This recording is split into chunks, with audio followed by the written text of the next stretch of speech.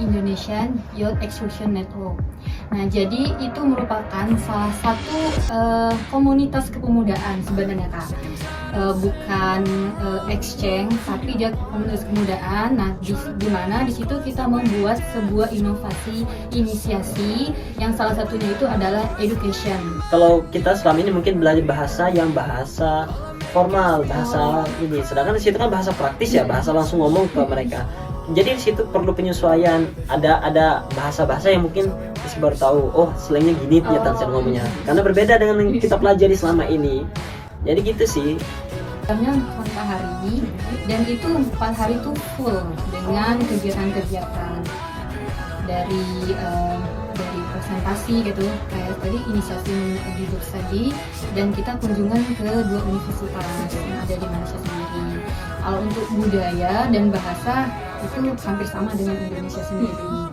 Cuman untuk mendapatkan banyak relasi di Malaysia itu kurang karena kita cuma hari dan kita hanya berfokus kepada program IEN tadi.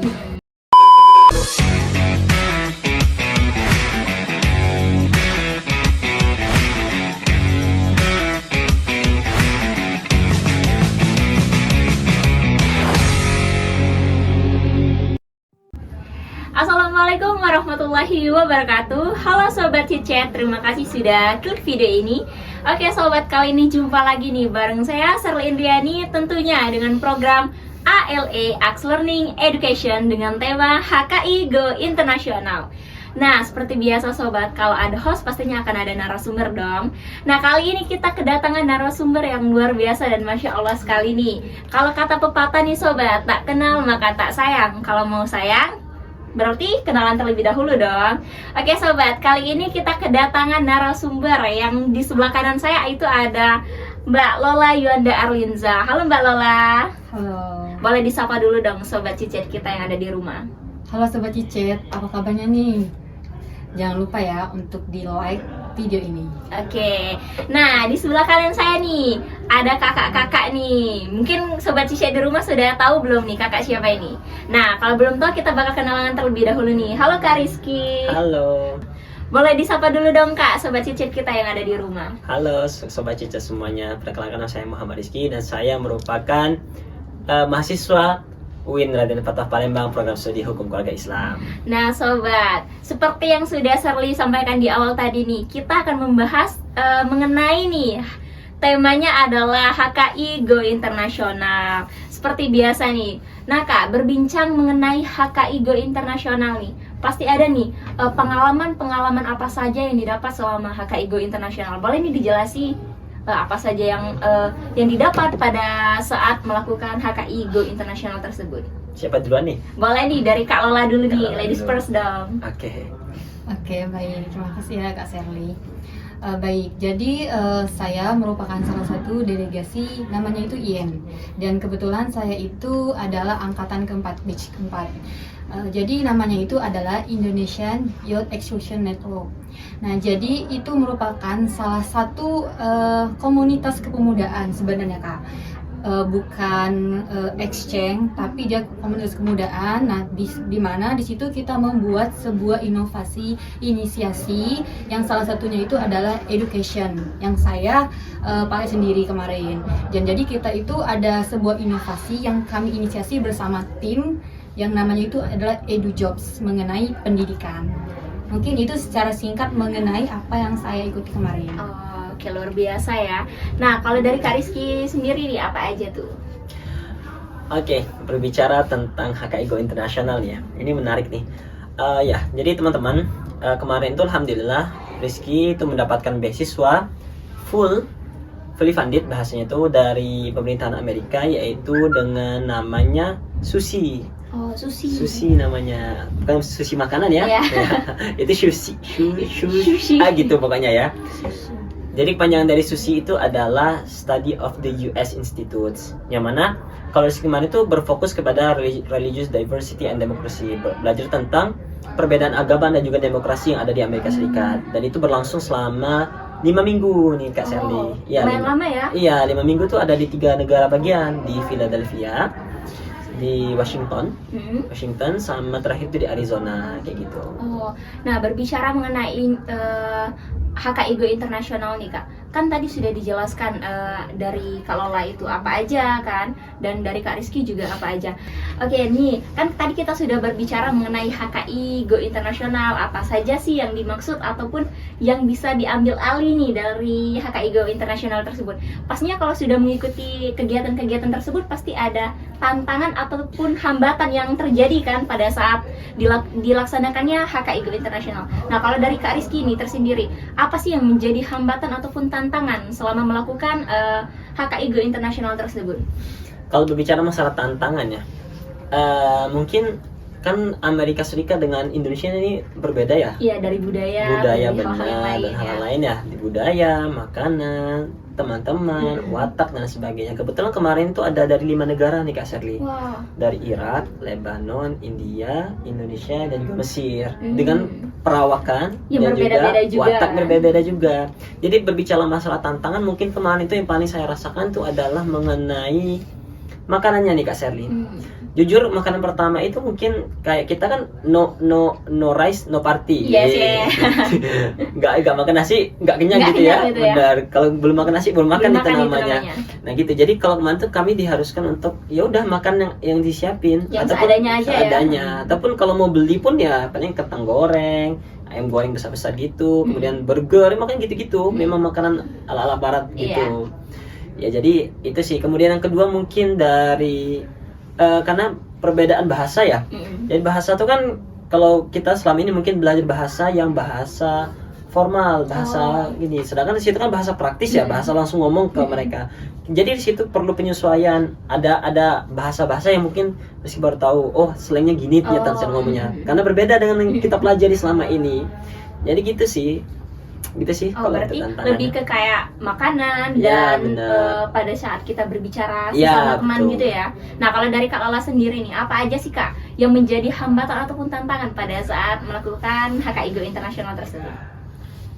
Alhamdulillah kalau untuk tantangan sendiri itu mungkin tidak ada bagi saya. Wah, luar biasa ya.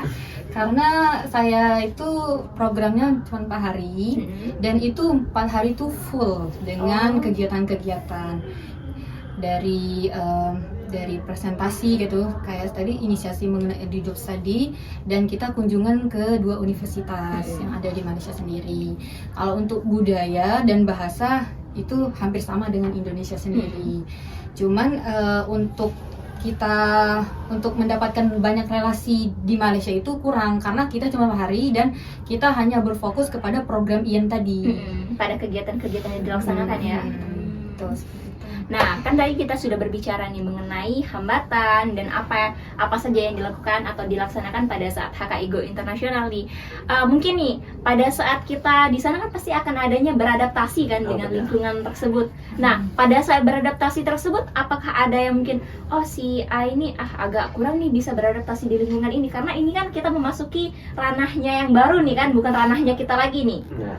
Nah, bagaimana kalau misalkan dari Mbak Lola nih? Kalau misalkan pada saat beradaptasi di sana, apakah ada misalkan, aku nih nggak bisa nih beradaptasi di sini, kayak bukannya ranah aku lagi nih di sini? Apa mungkin Mbak Lola bisa beradaptasi dengan cara menyesuaikan aja nih, atau gimana nih? Oke, tentunya kalau berbicara beradaptasi dengan sesuatu yang baru, tentunya saya dulu susah beradaptasi gitu. Tapi di situ kita berusaha menjadi orang yang lebih baik lagi, tentunya lebih ramah, karena kita butuh relasi. Dari relasi kita banyak dapat pengalaman, kita banyak dapat ilmu, bahkan mungkin dari relasi kita itu menjadi peluang kita nanti untuk kesuksesan kita. Benar-benar. Gitu.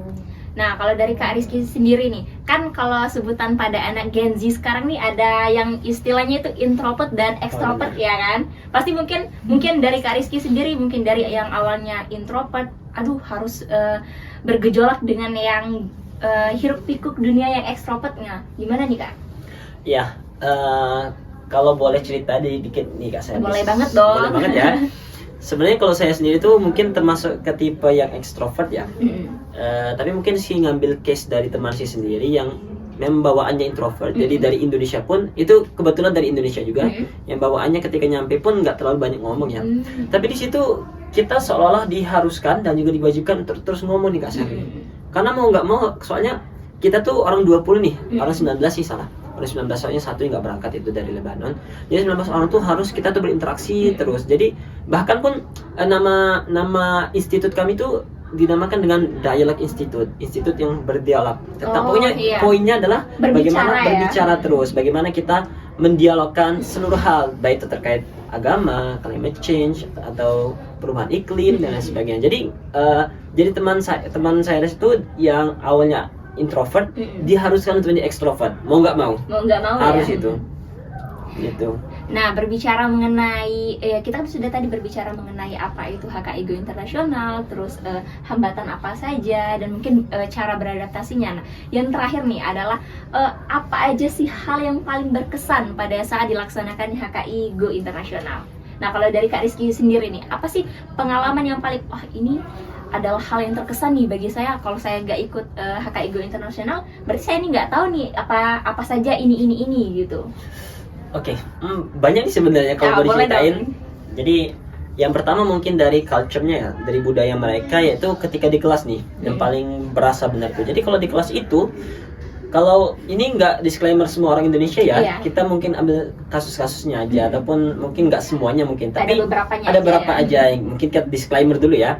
Tapi ada beberapa kelas yang harus kita temui ketika di Indonesia nih, itu mereka kurang aktif nih di kelas. Jadi kayak datang, belajar, duduk, dengerin presentasi, itu balik. Ya, itu ada beberapa case yang saya temuin. Tapi ketika di Amerika itu, benar-benar semua siswa itu kayak mau tunjuk tangan gitu.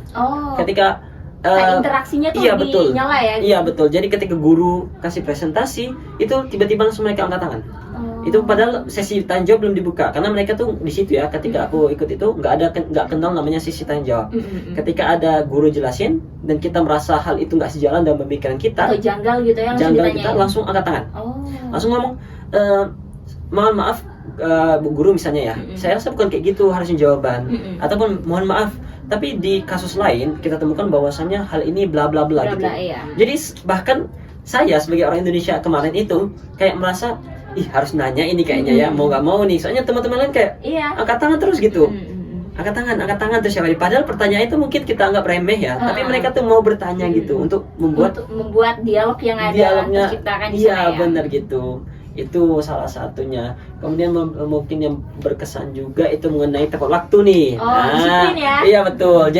Jadi bahkan profesornya ataupun yang mengisi materi ketika dikatakan jam 9, mereka jam 8.55 udah di kelas. Luar biasa sekali. Iya, gitu. Bahkan mereka jalan kaki loh. Culture-nya memang nanti parkir, jalan kakinya lumayan jauh. Tapi jam 8.55 itu udah di kelas. Standby ya. Jam 9 tank mulai. Kalian terlambat udah malu. Jadi kami tuh udah mulai kayak aduh malu nih kalau diwanti-wanti dari itu sih diwanti-wanti dari awal ya, jangan sampai telat nih gitu. Iya benar, sering banget dibilang, ayo ini kalian sekarang di Amerika nih, beda culture-nya, coba dirubah dulu untuk kali ini. Jadi kayak bisa jadi pengalaman yang luar biasa ya, jadi pembelajaran juga ya. Nah, kalau dari Kak Lola sendiri nih, apa nih Kak hal yang paling berkesan nih selama HKIGO internasional? Oke, mungkin kulinernya. Ya, kuliner Malaysia. Mungkin yang terkenal itu tahu coklat dan Milo. Jadi di Malaysia itu kita kan di salah satu, kalau di Malaysia itu provinsi itu negeri namanya, di negeri Selangor. Di negeri Selangor itu di Lembah Jaya, Ampang. Nah di sana terkenal dengan es Milo. Es Milo itu RM4 harganya. Kita kan kalau di Indonesia itu sekitar 3.800 itu ringgit. Nah jadi itu Milo asli, bener asli. Dan masih banyak lagi seperti ayam. Di Indonesia mungkin satu ayam itu 10.000. Nah yang di situ yang 10.000-nya itu kayak satu potong itu dibagi dua, besar ya. Berarti kita itu bisa, kalau kita makan itu bisa 3 kali makan gitu. Dapat porsi yang lebih besar ya. Iya betul. 10.000. Ya, 7 ringgit harganya. 7 ringgit. Oke. Ada yang 7 ringgit, 4 ringgit gitu. Berbagai macam ya. Betul. Luar biasa sekali ya. Nah Kak, tadi kan kita sudah berbicara membahas hal yang paling berkesan. Nah yang terakhir, yang pasti bakal ditanya-tanyai oleh sobat Chitchat kita yang ada di rumah, yaitu tips and triknya. Kok bisa sih, bagaimana cara nih, kok bisa ikut dalam bisa kita katakan ranahnya HKIGO internasional kan? Itu kan bukan lagi yang kayak yang sepele loh, yang internasional itu kan udah kayak oh di luar nih enak, kalau udah keluar negeri oh gini nih caranya. Gimana nih? Mungkin dari Kak Lola dulu nih, tips and triknya Kak. Oke, sebagai generasi muda ya, generasi muda apalagi mahasiswa itu harus aktif dan harus update dengan dunia sekarang. Ada satu pesan dari Syekh Al-Mustafa Al-Ghayaini, Inna fi yadi syubbani amrul ummah wa fi aqdamiha hayataha. Sungguhnya di tangan para pemuda nasib suatu bangsa, wa fi aqdamiha hayataha, dan pada gerak kaki mereka lah hidup suatu bangsa. Maksudnya di mana? Generasi muda itu adalah pembangun peradaban umat, pembangun peradaban bangsa gitu. Jadi sebagai generasi muda, tentunya kita harus bisa mengembangkan diri kita dengan sebaik mungkin. Banyak harapan, banyak cita-cita, angan-angan yang kita harapkan di kemudian hari. Tentunya dari sekarang harus banyak-banyak mencoba, berani mencoba dan tidak takut gagal. Luar biasa sekali. Nah, berarti Sobat Cice di rumah nih harus berani mencoba nih, jangan takut kegagalan ya Mbak Lola ya. Ya, karena kegagalan itu adalah teman baik kita. Nah, benar sekali. Nah, kalau dari Kak Rizky nih tersendiri, apa aja sih tips and triknya? Tips and trick Iya nih. dapatkan beasiswa gitu ya. Iya. Mungkin nggak jauh beda apa yang dikatakan sama Mbak Lola tadi, tapi mungkin juga teman-teman harus percaya nih. Ya percaya, kemudian belajar, ikhtiar ya bahasanya Iya, kalau bahasa dalam Islamnya tuh.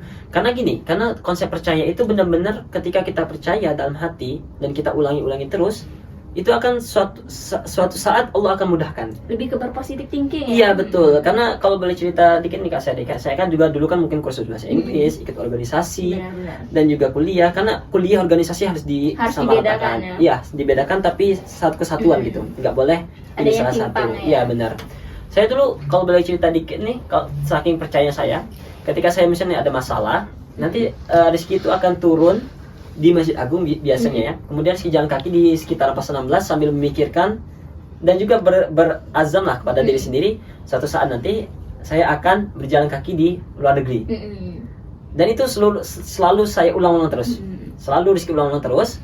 Kemudian tiba-tiba di bulan 10 itu ditawarin nih ada beasiswa nih. Coba, dan ketika diikuti kayak udah Allah mudahkan seluruhnya. Karena memang kita kan ada modal ya. Ya pasti modal bahasa itu Benar, sangat penting itu. nomor kan. satu, bahasa. Bahkan ada salah satu kata-kata yang saya dapatkan tuh dari tempat kursus saya sendiri.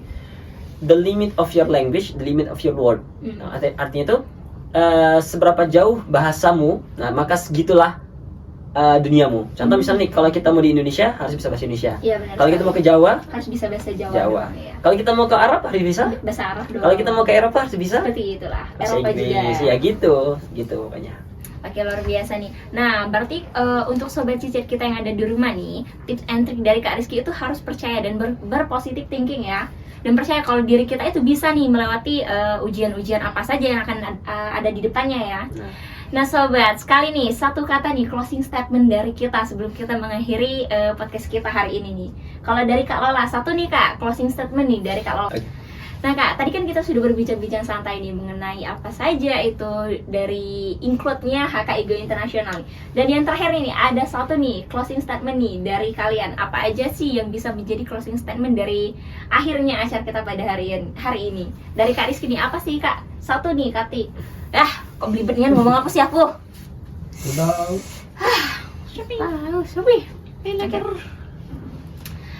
Nah, tadi kan kita sudah berbicara mengenai HKI Go International. Nah, sebelum acara kita hari ini berakhir, satu dong, boleh nih Kak, satu closing statement nih dari Kak Lola ataupun Kak Rizky. Boleh nih dari Kak Rizky terlebih dahulu. Oke, closing statement mungkin ini saya sering gunakan ya. Karena ini salah satu kata yang saya dapatkan ketika saya terpuruk, ketika saya memiliki masalah, kemudian saya buka Al-Quran, tiba-tiba Allah tunjukkan satu ayat. Ayatnya itu, wala tahinu wala tahzanu. Kalau bahasa Inggrisnya, don't lose hope nor be sad. Jadi artinya jangan berputus harapan atau jangan berputus asa dan juga jangan bersedih. Itu sih Kak Luar Sally. biasa ya. Nah, kalau dari Mbak Lola nih, apa nih? Oke, setiap kegagalan yang mengandung tangisan, maka akan ada kebahagiaan dan kesuksesan yang akan datang. Wah, luar biasa sekali nih Sobat. Nah Sobat, itu tadi nih bincang-bincang santai kita mengenai HKI Go International. Tentunya akan memberikan suatu pengalaman, suatu pembelajaran, dan suatu hal yang paling berkesan untuk kita semua ya. Oke, baik, saya ucapkan terima kasih banyak untuk narasumber kita pada hari ini yang luar biasa sekali. Baik untuk Kak Rizky dan Kak Lola, terima kasih banyak ya. Terima kasih juga Kak Sudah Sandy, menyempatkan untuk hadir di podcast Ya. kita kali ini. Oke sobat, itu tadi bincang-bincang santai kita mengenai HKI Go Internasional. Saya Sherlyn Riani, saya akhiri dengan wassalamualaikum warahmatullahi wabarakatuh. Oke sobat, nah kalau kalian suka video ini, klik like-nya, komen, subscribe, dan jangan lupa nyalain notifikasinya agar kalian tahu video-video apa saja yang akan kami upload dalam channel ini. Saya Sherlyn Riani, see you in the video, bye! Dadah!